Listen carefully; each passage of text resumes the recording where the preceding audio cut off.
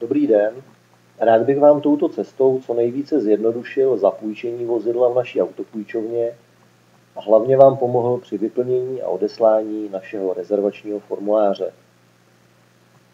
Nabídku vozidel k zapůjčení najdete na stránce www.autolosina.cz, a to buď zde, v tomto pohyblivém menu, na první záložce stačí rozkliknout červené tlačítko Více informací, anebo druhá možnost, zde v postranním menu Služby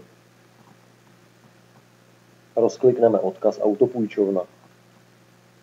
Na této podstraně jsou přehledně řazeny jednotlivé vozy, včetně jejich fotografií,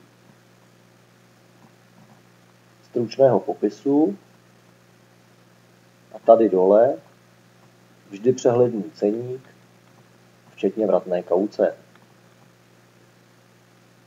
Takže pokud máte ve výběru auta jasno, zbývá poslední krok a tím je vyplnění a odeslání rezervačního formuláře. Snažte se prosím vyplnit všechny položky formuláře, abychom mohli rychleji a lépe reagovat na vaše požadavky. První položkou je datum zapůjčení a hned tou druhou datum vrácení. Obě se vyplňují stejným způsobem, a to buď tedy ručně vepsáním datumu, anebo jednoduše kliknete do prázdného pole a tím se vám zobrazí kalendář. Pak už jen vyberete den, kdy chcete vozidlo zapůjčit a stejným způsobem, kdy ho chcete vrátit. Tady v rozbalovacím menu vyberete požadované vozidlo,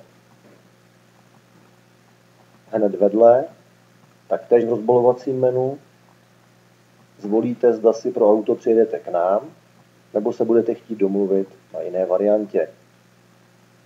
Samozřejmě nesmíte zapomenout vyplnit jméno a příjmení, vaše telefonní číslo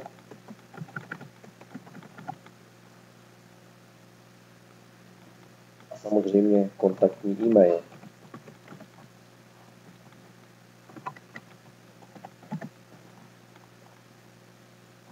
Pokud nám budete chtít cokoliv sdělit, cokoliv dalšího, například, že budete chtít zapůjčit navigaci zdarma, nebo že s vozidlem pojedete do zahraničí, využijete k tomu tuto kolonku poznámky.